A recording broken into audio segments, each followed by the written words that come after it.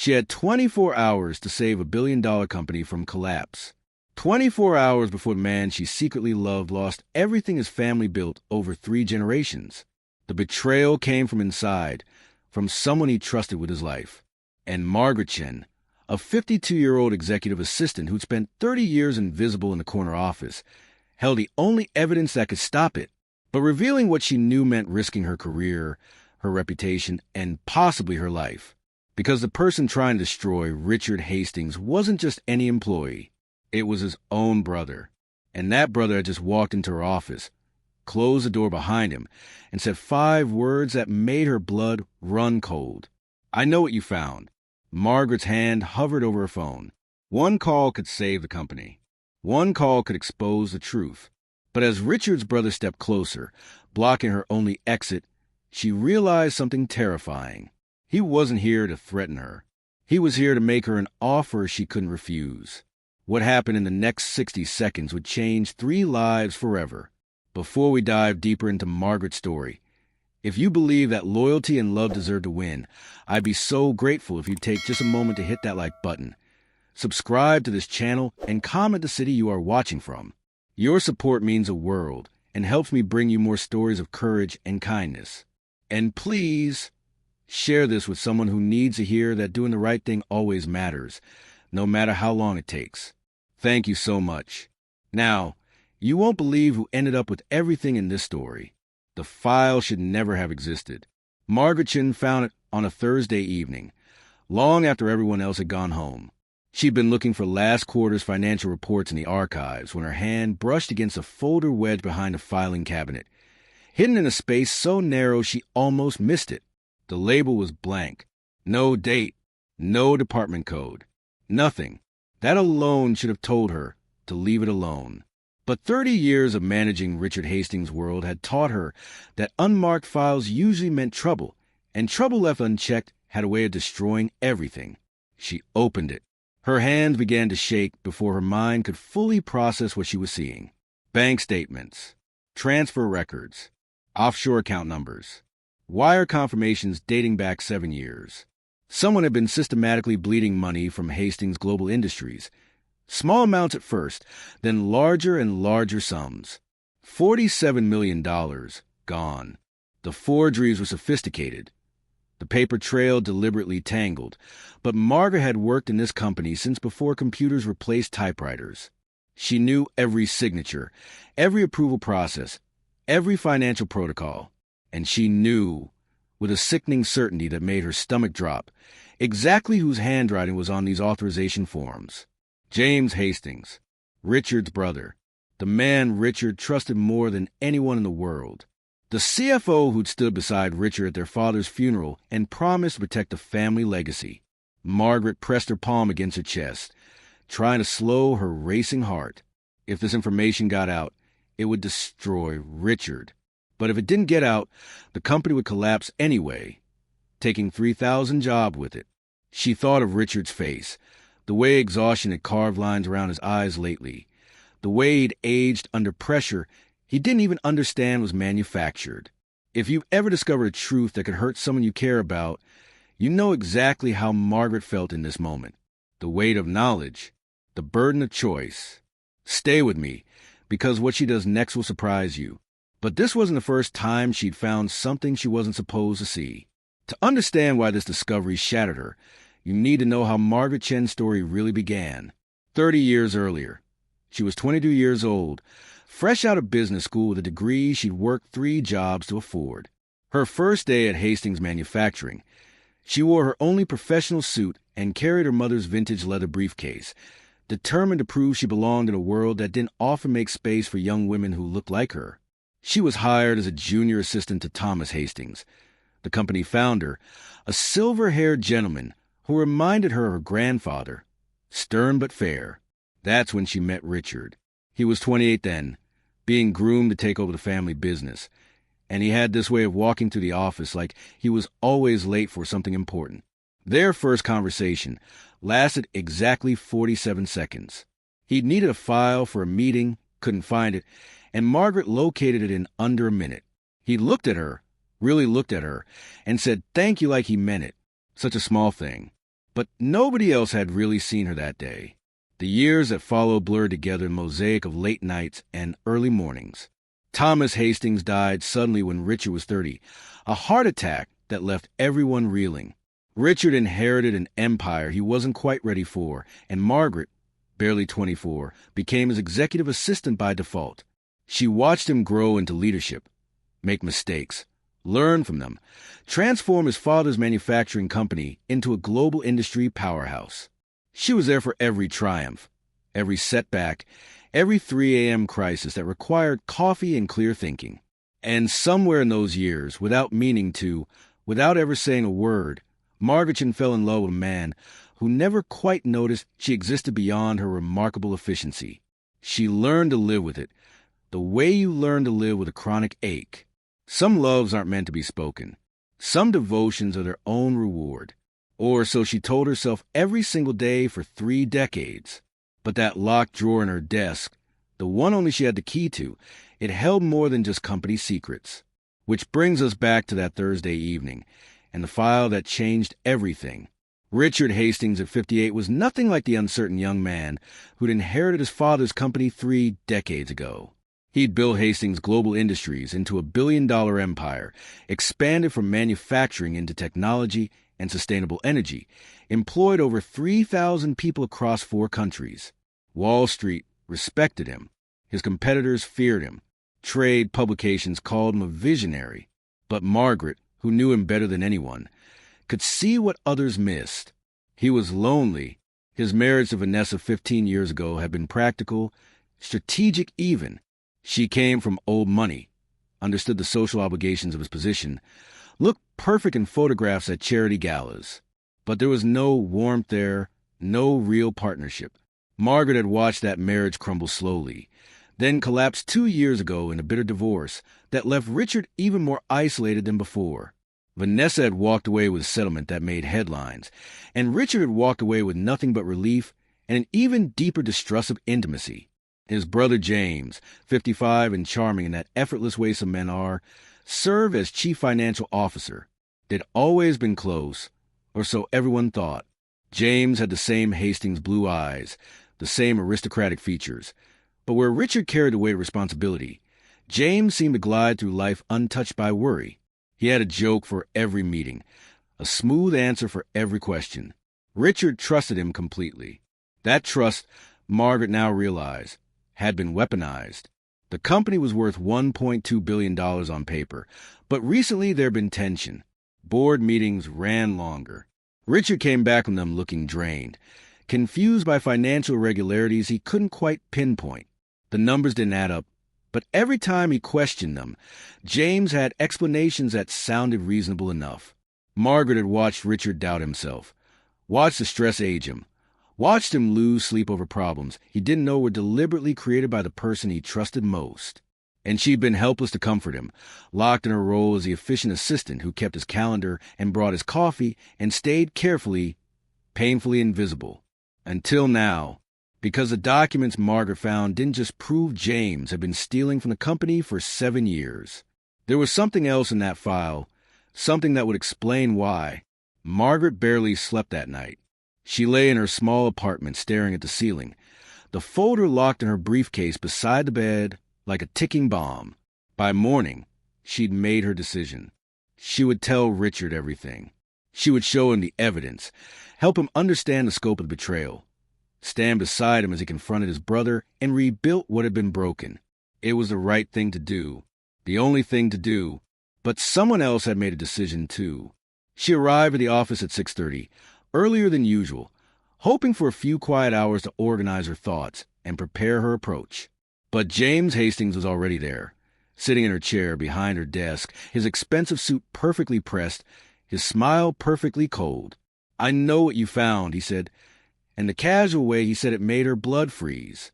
Margaret's hand tightened on her briefcase. She didn't ask how he knew.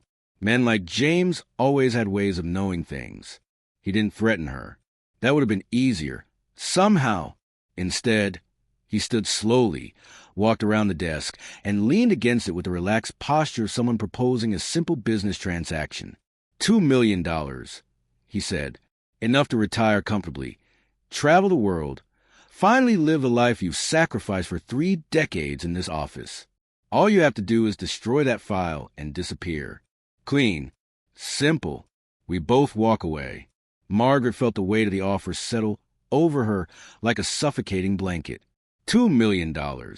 Financial security she'd never known. Freedom from the quiet heartbreak of loving someone who would never love her back. But James wasn't finished. He moved closer, his voice dropping to something almost kind, almost understanding. You know what it's like to be invisible, Margaret. To watch someone else get all the credit, all the glory, while you do the real work. My father built this company, but he only ever saw Richard, the golden son, the heir.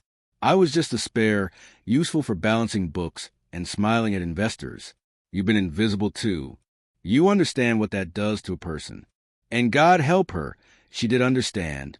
The temptation wasn't the money. It was a recognition, even from someone like James, that she had been overlooked, undervalued, taken for granted for 30 years. He was offering her a way out of the shadows, even if that way was paved with betrayal. James checked his watch. End of business today, he said. That's how long you have to decide. Then he walked toward the door, paused, and looked back at her with something that might have been pity. Richard will never see you the way you want him to. You know, men like my brother don't fall in love with their assistants. Save yourself while you still can. The door closed softly behind him. But what James didn't know was that Margaret had already made a copy. Margaret had 6 hours to decide. Protect Richard or protect herself. The morning crawled by in agonizing slow motion. She sat at her desk, the same desk she'd occupied for 3 decades, and found she couldn't focus on anything. Emails piled up unanswered. Phone calls went to voicemail. Her coffee grew cold, untouched. Every few minutes, she glanced at the clock on the wall, watching the hands move closer to James's deadline, feeling the weight of her choice pressing down on her chest until she could barely breathe. Her mind kept circling back through the years, pulling up memories like photographs from a dusty album. She remembered the time Richard had shown up at the office on her birthday with a small cake, embarrassed and awkward, because he'd overheard her mention it to another assistant. Nobody else had remembered. She remembered the client who'd screamed at her over a scheduling conflict, called her incompetent, and Richard had quietly walked out his meeting to tell a man that Margaret was the most competent person in the building, and if he couldn't speak to her with respect, he could take his business elsewhere. She remembered when her mother was dying, how Richard had personally arranged for the company's best health care plan to cover her hospice care. Never mentioned it. Never asked for gratitude. Just did it. Small kindnesses. Quiet moments. The kind of things that build a foundation you don't even realize is there until you try to walk away from it. At 11:30, a young intern named Sarah knocked hesitantly on her door. Margaret almost sent her away, but something in the girl's nervous expression made her pause. Sarah sat down and poured out a story about a senior colleague who took credit for her work, dismissed her ideas, made her feel small and stupid. What should I do? She asked Margaret. Do I speak up? Do I just accept it? Margaret heard herself giving advice she hadn't realized she believed. Sometimes doing the right thing costs us everything, she said, but staying silent costs us ourselves. You lose pieces of who you are every time you let injustice stand because it's safer than fighting. And one day you wake up and realize you've disappeared completely, not because someone made you invisible, but because you chose to be. Sarah left looking determined, and Margaret sat very still, her own words echoing in her mind. She'd been choosing invisibility for 30 years. Safe, comfortable, cowardly. The realization hit her like cold water.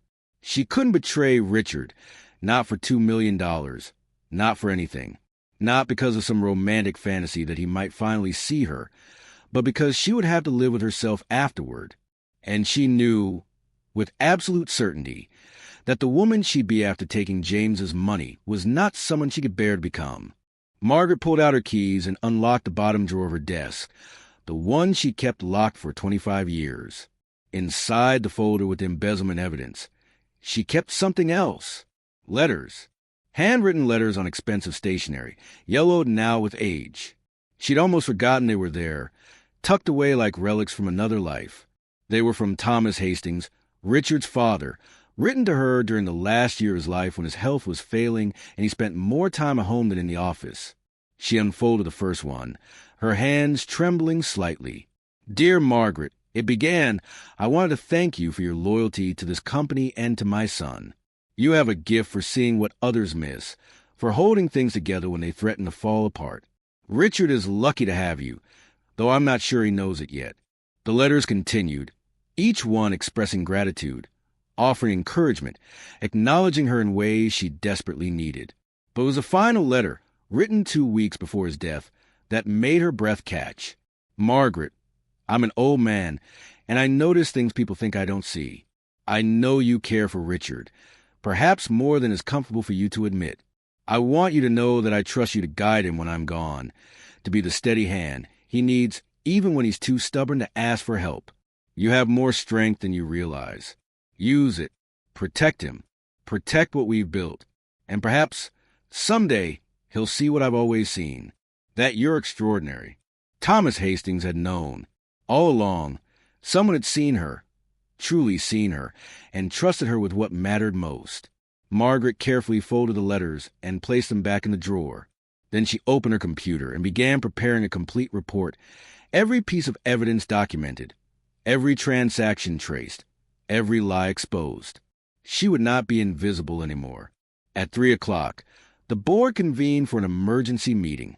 Margaret wasn't invited. Executive assistants never were. But she went anyway. She gathered her folder, the one containing 7 years of carefully documented theft, $47 million in stolen funds, and the complete destruction of trust. Her hands were steady now. The fear had burned away, leaving only clarity and purpose. She walked down the hall toward the boardroom, her footsteps quiet on the marble floor, and for the first time in 30 years, she felt completely visible to herself. That would have to be enough.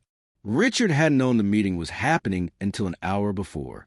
James had called it, citing urgent financial matters that required immediate board attention. Margaret had seen the confusion on Richard's face when he got the notification, the worry lines deepening around his eyes.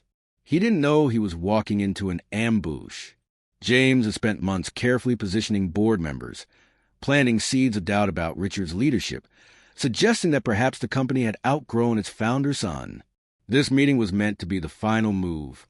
Margaret slipped into the boardroom just as James was beginning his presentation. 12 board members sat around the polished mahogany table. Richard sat at the head, his expression guarded and tense.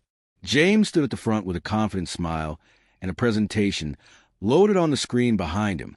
He looked at Margaret, surprised to see her there, and for just a moment his composure flickered. Then he recovered. Margaret, he said smoothly, this is a closed board meeting. She didn't move from her position by the door.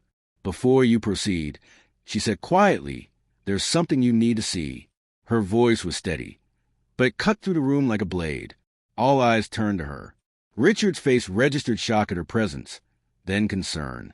Margaret, what's going on? He asked. She walked forward, her sensible shoes clicking against the hardwood floor, and placed the folder on the table in front of the board chairman. For 7 years, she began, someone in this company has been systematically embezzling funds through falsified reports, offshore accounts, and forged authorization signatures. The total amount stolen is $47 million. She opened the folder, spreading the documents across the table where everyone could see. Bank statements, transfer records, wire confirmations, each one meticulously highlighted and annotated with her precise handwriting. The room fell into stunned silence. Board members leaned forward, reaching for papers, their faces shifting from confusion to shock. James's smile had vanished completely. Margaret continued, her voice growing stronger. The offshore accounts are registered in shell corporations traced back through 3 layers of holding companies. The forged signatures appear on internal transfer authorizations, and the pattern of theft coincides exactly with CFO approval periods. She looked directly at James. The person responsible for this embezzlement is James Hastings. The accusation hung in the air like smoke. Then James laughed, but it sounded hollow, desperate. This is absurd, he said. Margaret, you've clearly made some kind of mistake. These documents prove nothing. Richard stood slowly, his face pale. "Let me see those." But James wasn't finished. He turned to the board, his charm cranking back up like a weapon. "You all know Margaret. She's been my brother's assistant for 3 decades. Everyone in this building knows she's been obsessed with Richard. It's uncomfortable but true. This is clearly some desperate attempt to." He waved his hand vaguely. "To what? Gain his attention? Discredit me because I suggested Richard might not be the right person to lead us forward?" Margaret felt the humiliation crash over her like a wave.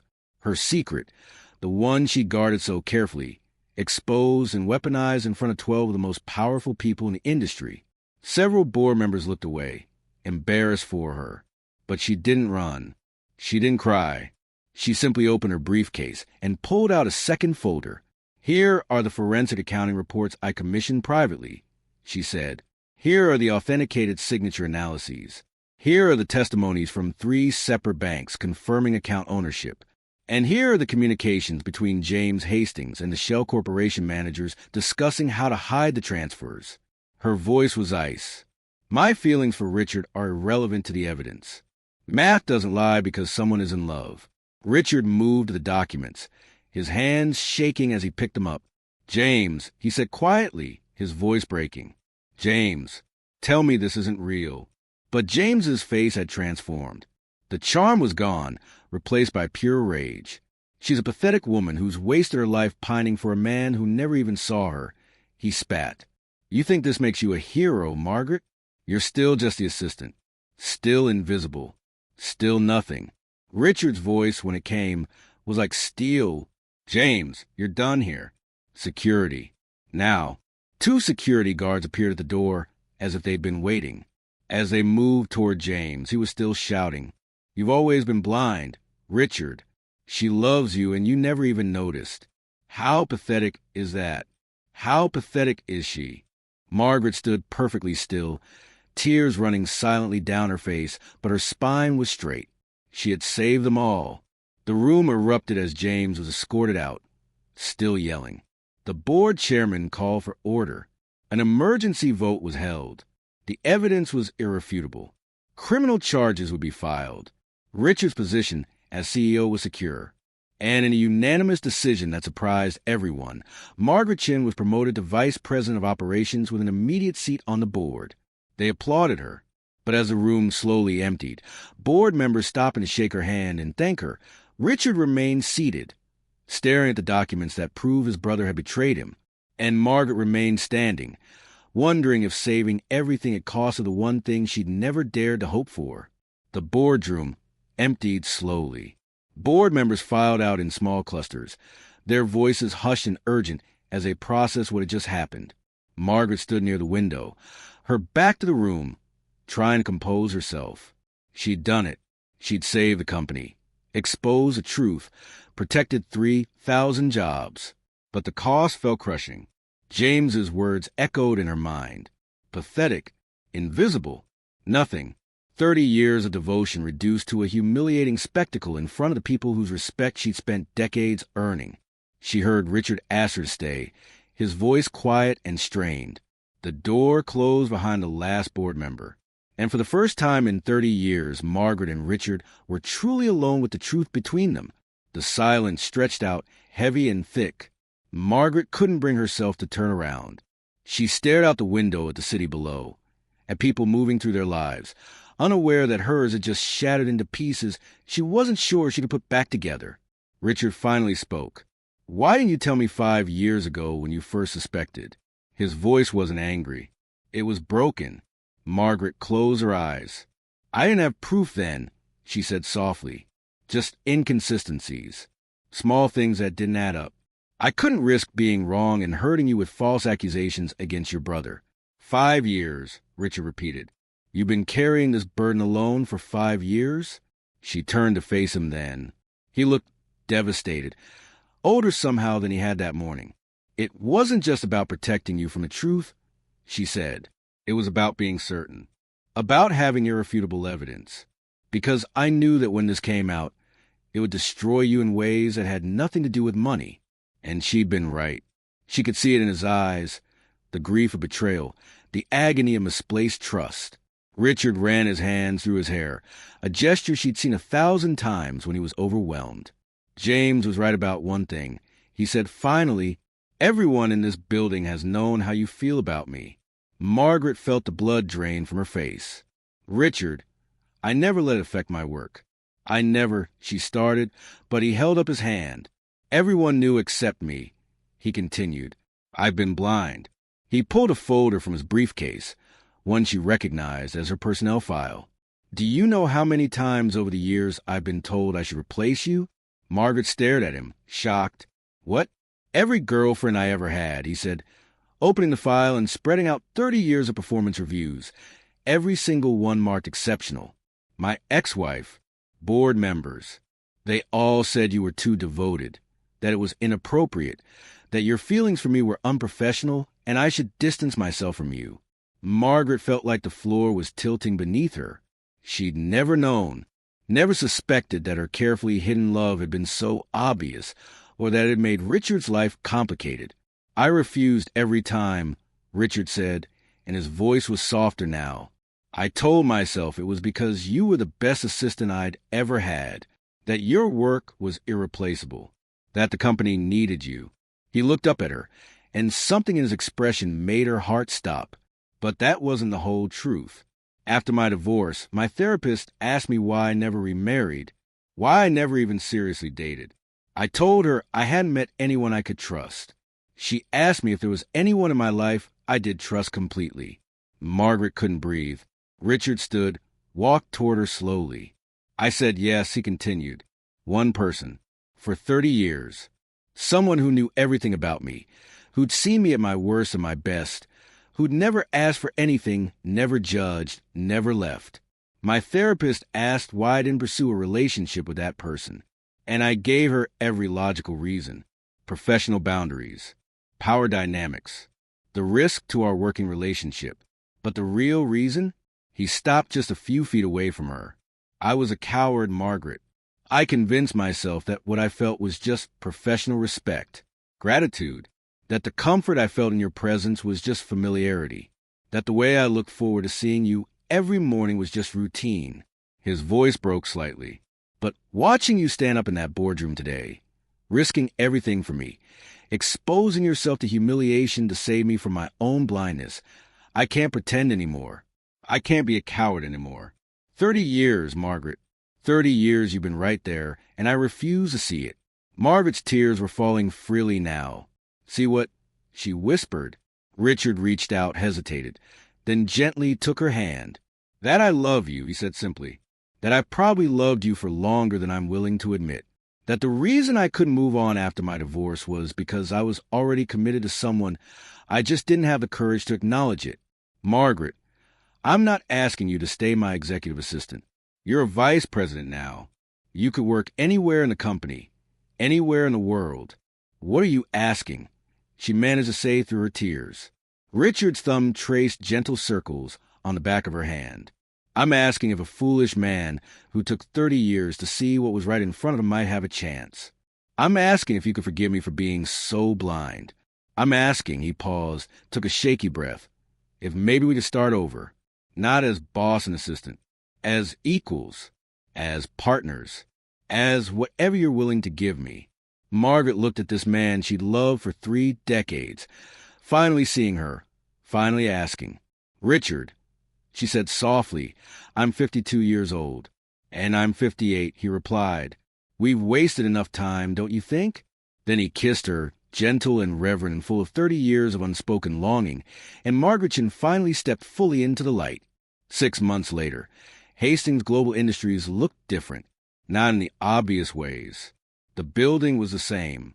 The logo hadn't changed. The boardroom still had that mahogany table where Margaret had exposed James's betrayal. But the energy had shifted. There was a lightness that hadn't existed before, a sense that something broken had been repaired at a fundamental level. And Margaret Chen was at the center of that transformation. As vice president of operations, she'd revolutionized the company in ways no one had anticipated. Turned out that 30 years of quietly observing every department, every process, every inefficiency, had given her an encyclopedic understanding of how things actually work versus how people thought they worked.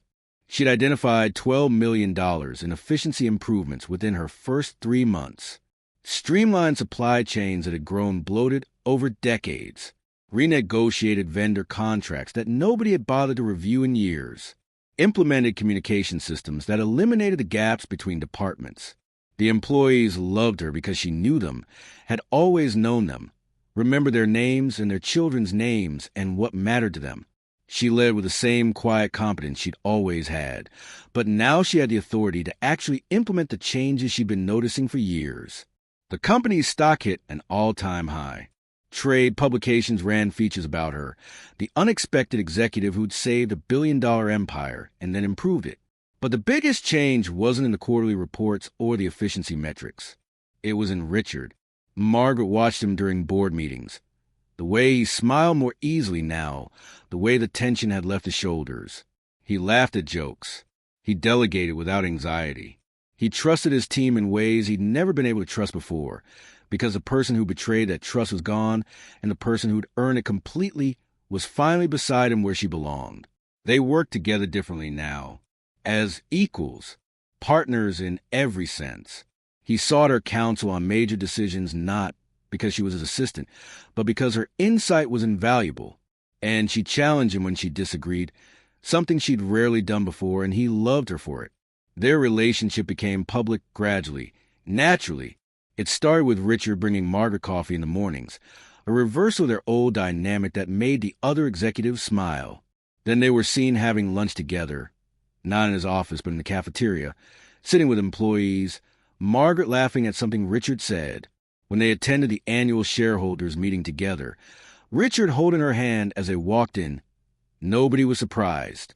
It felt inevitable, like watching two puzzle pieces finally click into place after years of being separated. The employees threw them an impromptu celebration in the break room. Someone brought a cake. The interns gave a slightly embarrassing toast about true love. Margaret blushed and Richard beamed, and for the first time in her life, she didn't feel invisible. They were careful to maintain professionalism at work, but anyone paying attention could see the difference.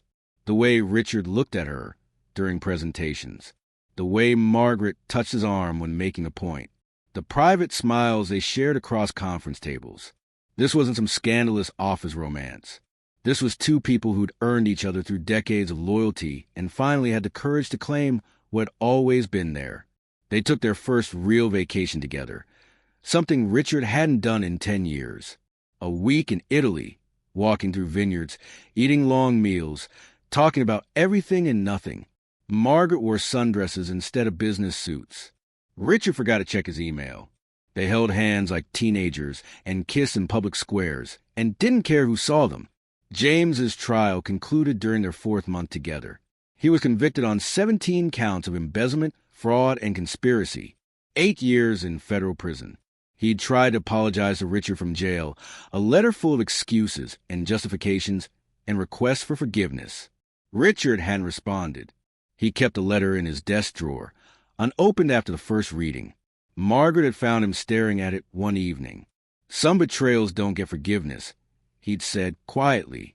Not yet. Maybe not ever. She'd encourage him to consider it eventually, not for James's sake, but for his own peace. Let the anger go when you're ready, she'd said. But you don't owe him anything. Not anymore.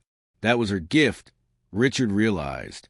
She protected him even from his own worst impulses, helped him be the man he wanted to be.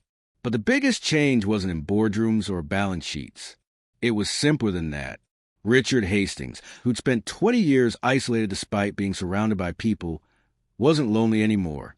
And Margaret Chen, who'd spent 30 years invisible despite being essential, was finally gloriously seen. 1 year after that fateful board meeting, Hastings Global Industries held its annual gala at the Grand Bellevue Hotel. 500 employees, stakeholders, investors, and board members filled the ballroom in evening wear, celebrating a record-breaking year. The company had not only recovered from the scandal, but had thrived beyond all projections. Margaret stood near the edge of the crowd in a deep blue gown, still not entirely comfortable being the center of attention, but learning to accept it with grace. Richard found her there, as he always did, and took her hand. "You look beautiful," he whispered. "You always say that," she replied, smiling. "Because it's always true," he said. The evening progressed with dinner, awards, and speeches celebrating various achievements. Then Richard stepped up to the microphone for his closing remarks as CEO. He thanked the team for their dedication, acknowledged the challenges they'd overcome, praised the innovation that had driven their success. Then his tone shifted, became more personal. "But there's someone I need to thank specifically," he said. "Someone who saved this company when it was hours from collapse. Margaret Chen." The room erupted in applause. Margaret felt her cheeks flush as the spotlight found her. Richard continued, his voice carrying across the ballroom. "Margaret risked everything to expose a betrayal that would have destroyed us all. Her courage, her integrity, her unwavering commitment to doing what was right. That's what saved Hastings Global Industries." The applause grew louder. But Margaret had already heard these acknowledgments before, at board meetings and in press interviews. She smiled graciously, ready for Richard to move on to the next part of his speech. Instead, he paused, looked directly at her, and said something that made her heart stop. "But she saved something more valuable than the company. She saved me from a life half lived." Then Richard stepped away from the podium and walked toward her through the crowd. Margaret's breath caught as she realized what was happening. The entire ballroom fell silent. Richard stopped in front of her, and in front of 500 people, he lowered himself to one knee. "Margaret Chen," he said, his voice steady despite the emotion in his eyes. "For 30 years, you stood beside me. You believed in me when I doubted myself. You protected me even when it cost you everything. You loved me before I was wise enough to love you back." He pulled a small velvet box from his pocket and opened it, revealing a ring that caught the light and scattered it like stars. "Will you marry me? Will you let me spend the rest of my life proving that I see you, that I value you, that I love you with everything I am?" Margaret couldn't speak. Tears streamed down her face as she nodded, then finally found her voice. "Yes," she whispered. "Yes." Richard slipped the ring onto her finger and stood, pulling her into his arms as the ballroom exploded into a standing ovation. People were crying, cheering, applauding wildly. But Margaret barely heard them. All she could hear was Richard whispering against her hair, "I love you. I love you. I love you." 6 months later, they married in a small ceremony at a vineyard outside the city. 50 guests, mostly close friends and family, gathered on a terrace overlooking rolling hills. Margaret wore a simple ivory dress and her mother's pearls, the one she'd worn to her first day of work 32 years ago. Richard stood at the altar in a dark suit, and when Margaret walked down the aisle, his eyes filled with tears. The vows were personal, written from the heart. Richard went first. "For 30 years you saw me," he said, his voice breaking slightly. "You saw the person I was trying to become, the leader I wanted to be, the man I hoped I could be. Now I finally see you, Margaret, not as my assistant, not as my colleague, but as my partner, my equal, my love, and I promise to spend the rest of my life making sure you never feel invisible again." Margaret took his hands, her own voice steady and clear. "I didn't save you, Richard," she said. "We saved each other. You gave me purpose when I needed it. You gave me a place to belong. And you taught me that quiet love, patient love, the kind that shows up every day and does the work, that's the kind of love that lasts. I choose you today and every day for the rest of our lives." They kissed as husband and wife, and their guests cheered. At the reception, they danced their first dance to a song from 30 years ago, one that had played in the office during their first year working together. Richard held her close, and Margaret rested her head on his shoulder. Finally home. Finally seen. Finally exactly where she belonged. Margaret Chen spent 30 years being invisible, but she wasn't waiting to be seen. She was becoming the person who could stand in that boardroom and save everything that mattered. Sometimes love isn't about grand gestures. It's about showing up, being faithful, doing the right thing even when no one's watching. And when you do that, when you live with integrity and quiet courage, eventually the right person sees you, really sees you, and that's when the real story begins. If Margaret's courage inspired you, show her you're standing with her. hit that subscribe button. Comment "I see you, Margaret" if you believe loyalty and love win in the end. Share this story with someone who's ever felt invisible, because everyone deserves to be truly seen. We need more Margarets in this world. People who do what's right even when it costs them everything. If you agree, you know what to do. Don't side with people like James who betray trust. Subscribe and stand for integrity. Comment "No more betrayal" if you're with me on this. Next week, I'm bringing you another story of unexpected love and courage. You won't want to miss it.